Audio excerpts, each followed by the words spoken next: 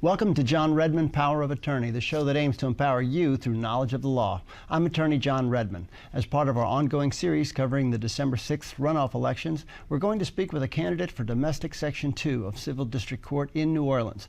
Domestic Section 2 is a dedicated family court, and the winner of this race will oversee that section for the next term. Family law is obviously an area of law that is very personal for so many people, and it almost certainly affects you or somebody close to you. That's why this race is so crucial, and why it's so important that the voters know all the facts before they make their decision. The candidates, Janet Ahern and Monique Barrial, are both attorneys who have many years of experience in private practice. Monique Barrial declined to participate in this forum due to a scheduling conflict. To learn more about Ms. Barrial and her platform, you can visit her campaign website at moniqueforjudge.com. Coming up after the break, we'll speak with Janet Ahern about her candidacy for judge of family court. We'll be back after this.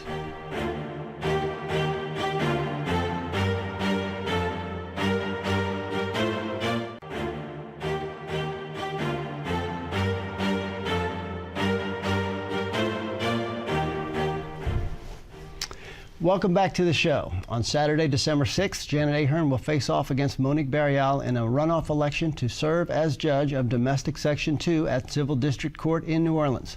Ms. Ahern is with us now on Power of Attorney. Thanks so much for joining us. Thank you, John. All right, so first question. How would you define the role of a judge for domestic relations? You know, the interesting thing is I think that the role of judge for this family court is different than it would be for a civil judge, in that we have people's lives that are being affected on a daily basis. And so it's so important to approach this role and this job in a different manner. My philosophy is making sure that our litigants get into court as quickly as possible to resolve some of the issues that are presented to them when families start breaking up, such as parenting time and getting some custody and child support orders in place. So that's one of the issues that I see as being very important for our litigants to have some resolutions quickly. Part of my platform has been that I will guarantee that folks having an initial filing will get a court date within 30 days, because I think having some parameters will lessen some of the tensions between families. Okay, parameters regarding what? Well, for instance, parenting time. I think it's important that we have folks that have children who live in the same household together, that have the opportunity to see their children every day. And when the family split up, one parent is left out without that daily parenting time. So it's important that everybody gets to be on the same page with, these are our children, we need to be raising them together, so let's come up with a schedule that suits the children, most importantly, as well as the parents. Okay, so you're talking about ground rules. Everybody understands there's some basic ground rules, and you figure that out early on. Correct, because I think when you work those issues out at the outset, it makes things resolve themselves, lessening the tensions between the parents. Sure. And I think that also goes forth with regard to financial responsibilities. If we all know that we're going to be able to take care of our financial responsibilities, and these are the rules, and this is what I'm going to pay, and this is what I'm going to receive, even if it's only on a temporary basis till we could sit down and do greater in-depth discovery, it allows the folks to have some rules of, hey, the lights aren't going to get turned off, or oh my goodness, my entire check isn't going to disappear. So it's important that we make sure our litigants are treated quickly, fairly, and equally. And litigant is a fancy word for? The parties that come into court, mom and dad. Moms and dads. Correct. Okay. All right.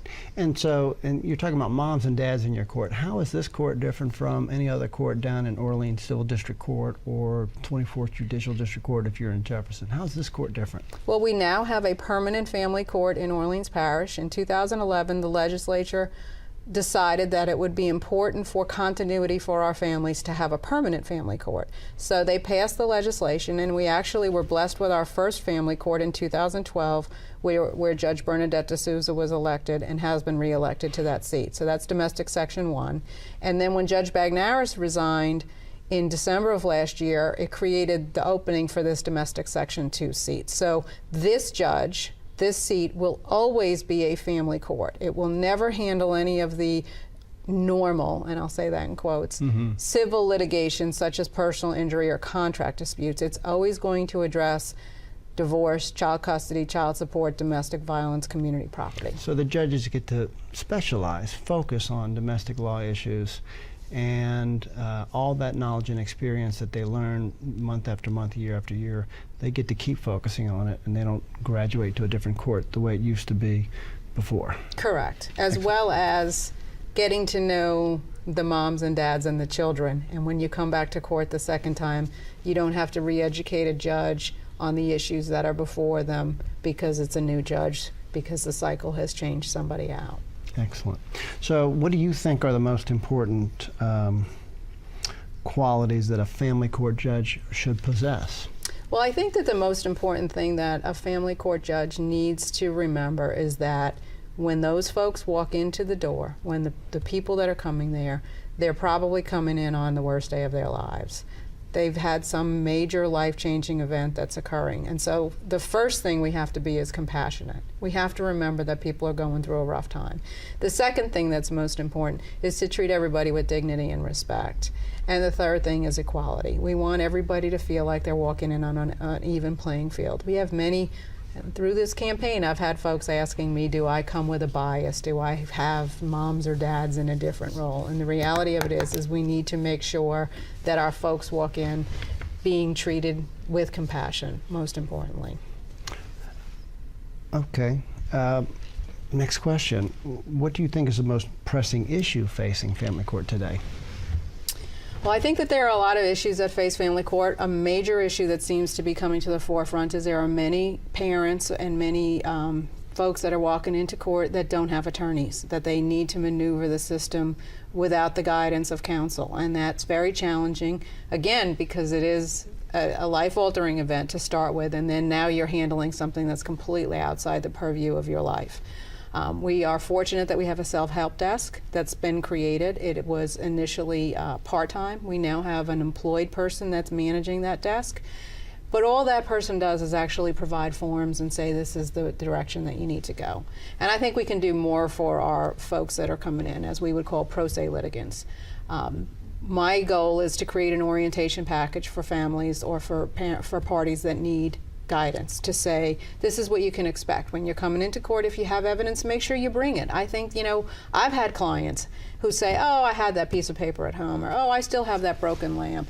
It's important for them to have a roadmap for when a party comes in representing themselves, to understand what the court actually needs from them in order to prepare and prove their case.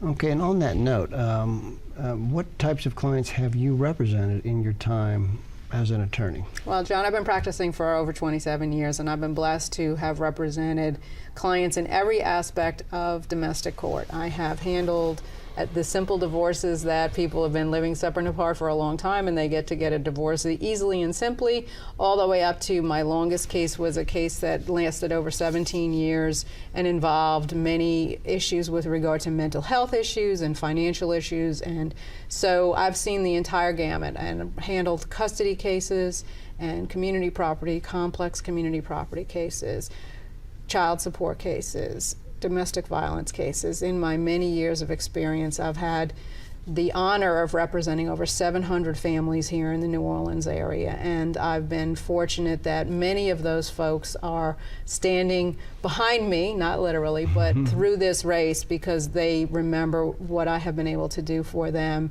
and they are now stepping up for me to support me in my bid to help the community further. Well, on that note, those who have not met you along the way as an attorney, people maybe who've never met you, why should voters support you as opposed to Ms. Barrial, who maybe has represented other families? Well, I think that there's a variety of differences with regard to what I bring to the community with regard to my experiences, so we can start there. Obviously, experience isn't the only thing that you want to focus on, but we do have the differential of I've represented over 700 families, and my opponents representation has been very limited. For the most part, she's worked in the court system and in a role that doesn't even require that she be an attorney. She's worked as a minute clerk for one of the judges. And my difference is I have actually handled many of these cases with regard to every aspect of the domestic docket.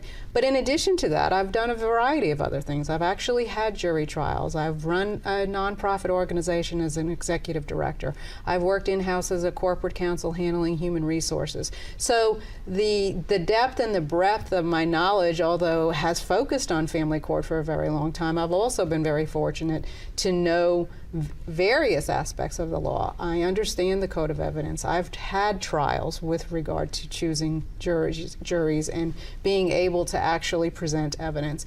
And that's one of the things that, as I've traveled on the campaign trail, that's been brought to attention by other attorneys that I've worked with, is they understand that I'm ready to take the bench, try the cases, handle the matters that are before me, and make decisions when decisions are tough decisions. Because I've done that as a litigator, I've done that working with other attorneys, working out settlements in very difficult cases, and I have had the fortunate, I've worked as a hearing officer for our city, so I've sat working with pro se litigants, because most people, when they come into a hearing officer situation, don't have representation. I did that for 5 years in the 90s.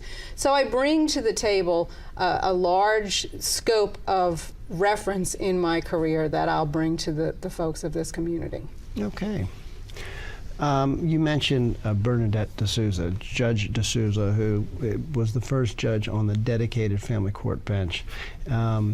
She's been a guest on this show. Also, she came on the show, and one of the things she talked about was mediation. Correct. And have you had some experience with mediation in family court? And can you tell us how you envision mediation in the family court scenario? Well, you know, John, that family mediation has had its ebbs and flows with regard to the people being ordered to participate and not. In fact, in Jefferson Parish, at points it was mandatory. I've actually had the honor of serving as the Family Mediation Council president for the greater New Orleans area in the early 2000s, when it was a very active practice. And the nice thing is, now that we've reinstituted family mediation again in Orleans Parish, is we now have an interest from attorneys to want to be mediators, which is fabulous. I would welcome the use of mediation. I do think that my approach will be a little different than what Judge D'Souza is doing, and understanding that she is doing a pilot program. So it does need some tweaking, and I think she understands that as well. And that's the point of doing a pilot program, is you learn what works and what doesn't.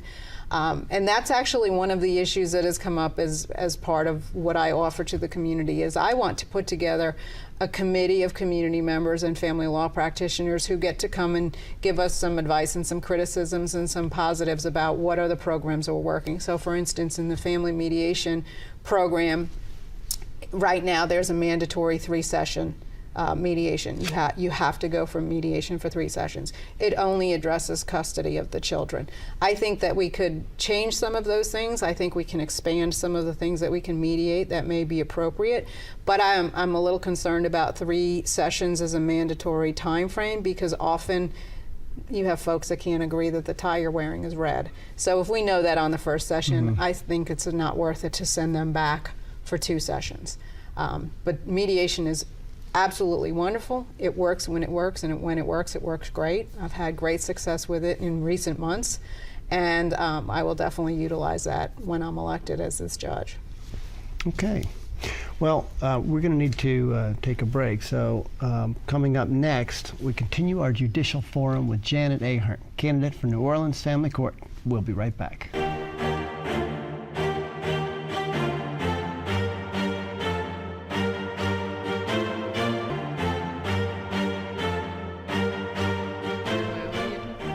Welcome back to the show. We're continuing our discussion with Janet Ahern, who is running for family court judge in New Orleans. Let's get back to our questions. Related question.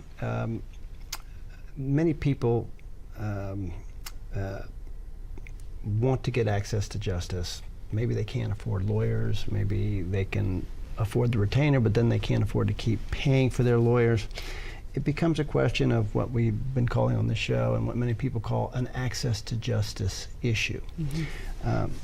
Do you believe that citizens in the New Orleans area have adequate access to justice? If not, what do you think we can do to try and improve that?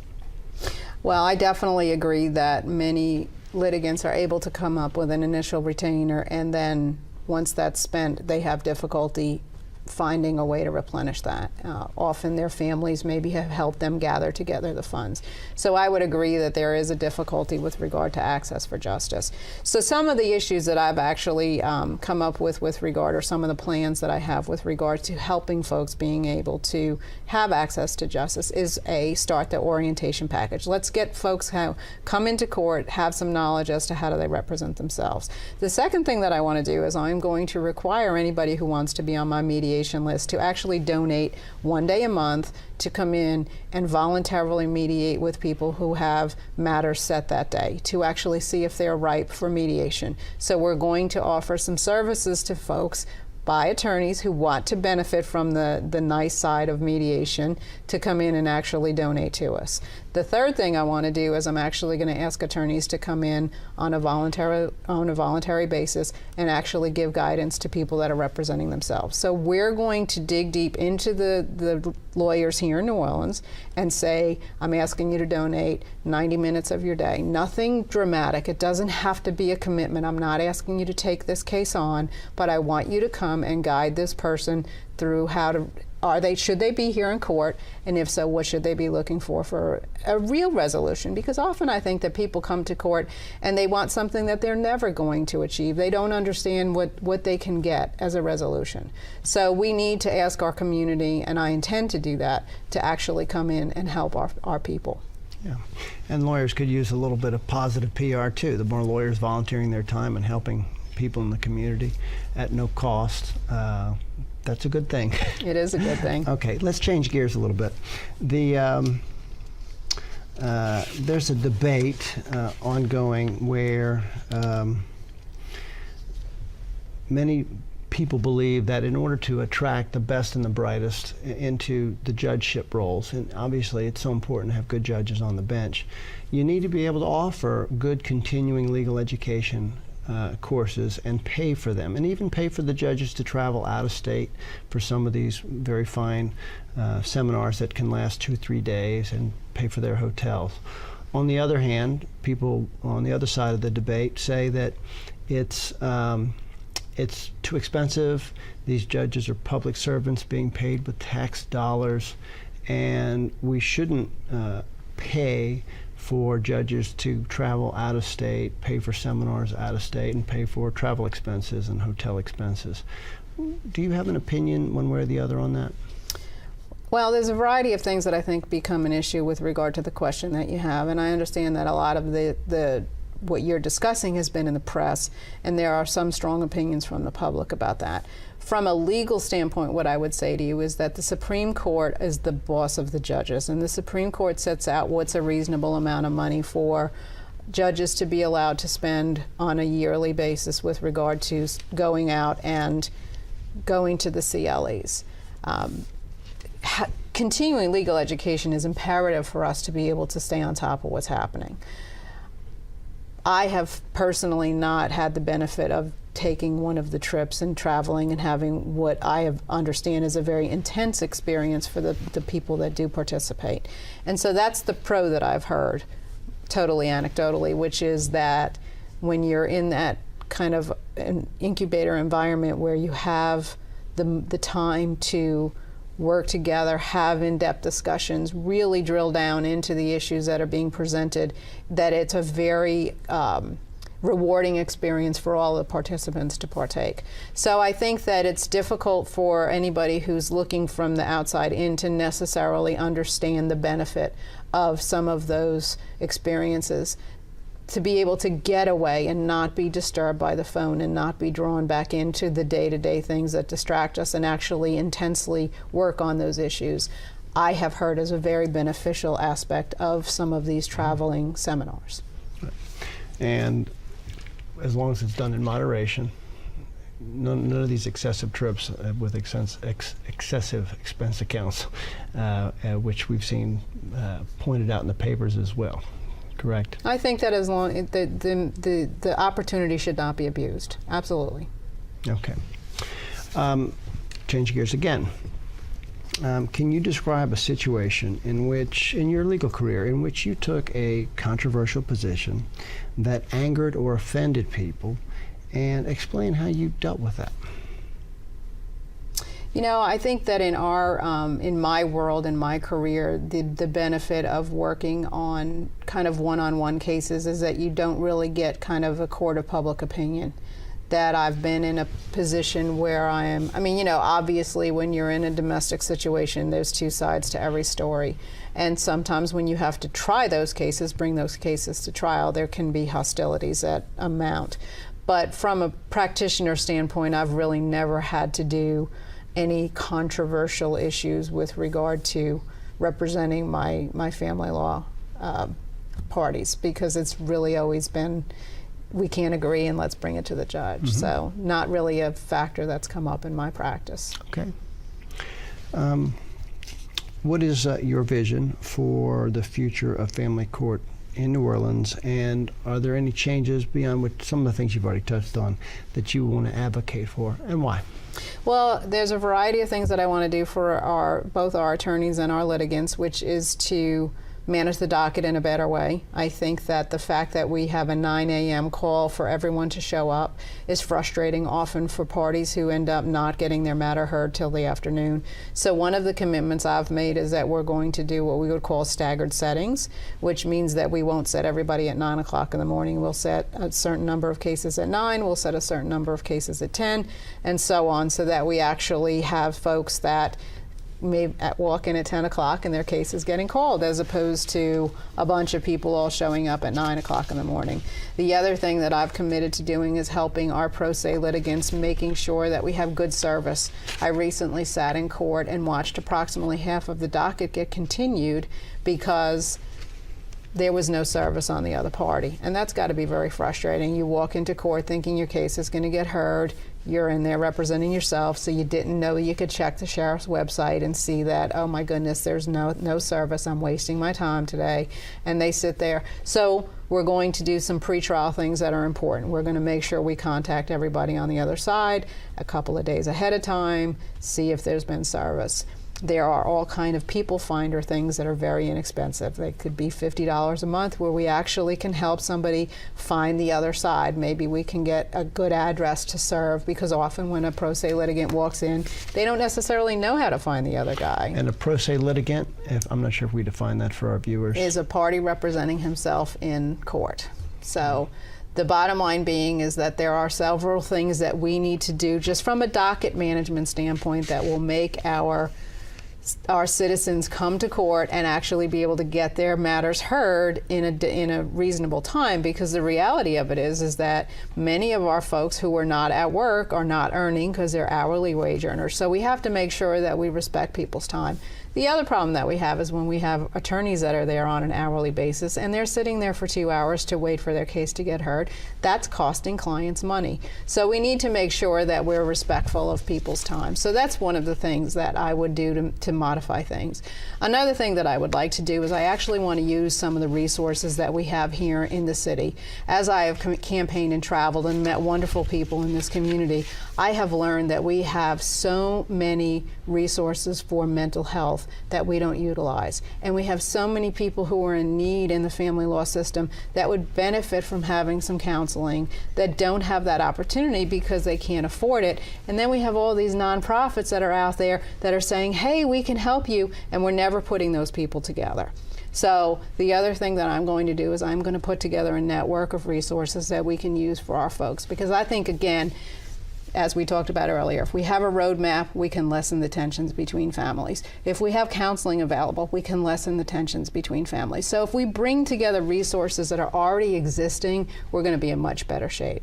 I think we can utilize some of the non-litigious, and when I say that, the things that don't cause a fight, like mediation, like collaborative divorce. We have attorneys that are trained here in collaborative divorce. That is a team effort that puts people together with counselors and a financial advisor and lets them all sit down at the table and say, how do we best manage our lives together? So I think if we're creative, we're going to be in much better shape to bring our families more information, better advice, and my goal would be to create those resources.